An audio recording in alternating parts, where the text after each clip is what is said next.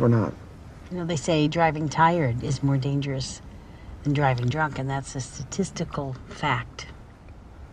I doubt it. I drive drunk all the time. Never had a problem. I drove once, and I smashed into an Arby's.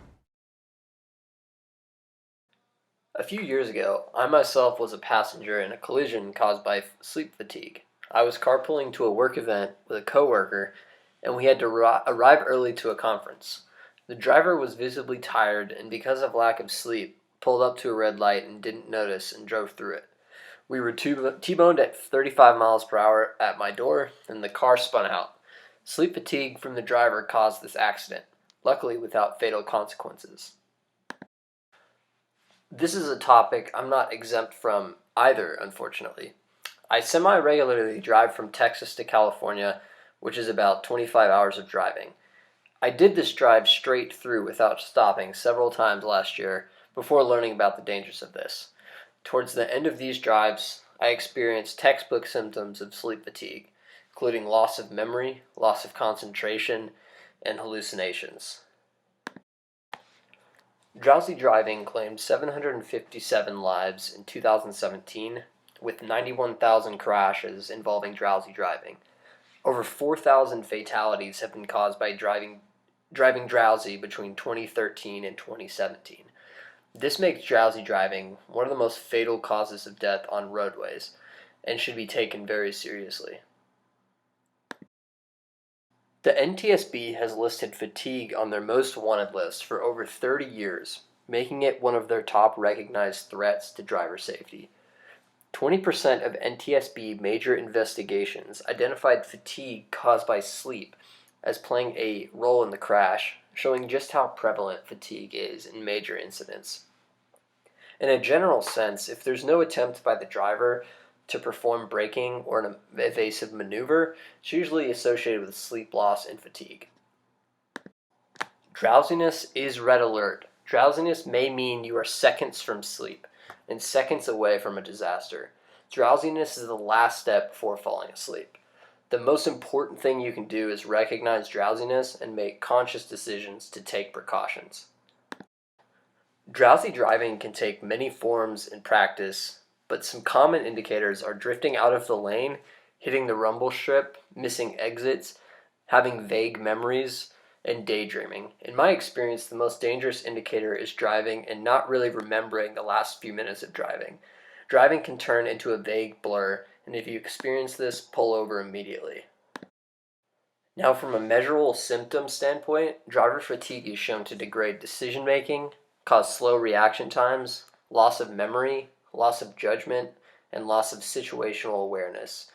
These factors can all degrade 20 to 50% when fatigued, so this can have a considerable impact on driving ability. Now, to give you a real driving scenario of how this 20 to 50% loss can affect driving, let's say you're driving on a highway and there's a dog on the road. The function of whether or not you hit the dog is your reaction distance plus your braking distance. The reaction distance will scale linearly with how fast you are going, so it's even more important at high speeds and on highways. So why do all these symptoms occur when you're fatigued? One cause of drowsiness in humans is simply a natural process called homeostasis. One of the two factors of sleep is your body naturally driving at an equilibrium of sleep. Pressure to sleep builds up as you stay awake longer and drops while you are asleep and then resets. Another factor of fatigue comes down to your circadian clock that works alongside homeostasis. The circadian clock is your internal body clock in your brain that controls circadian rhythms, which regulate processes such as sleep and wake cycles, as well as other things like hormonal activity. So what happens is light enters your eyes, stimulating the retina and traveling through nerves to the circadian clock. This triggers and regulates your sleep patterns using light as a stimulant. Circadian rhythms alongside homeostasis work together to regulate your sleep.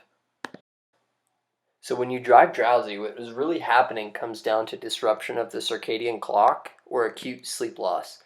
Your clock recognizes it is time for your body to sleep based on light inputs, but you ignore those signals.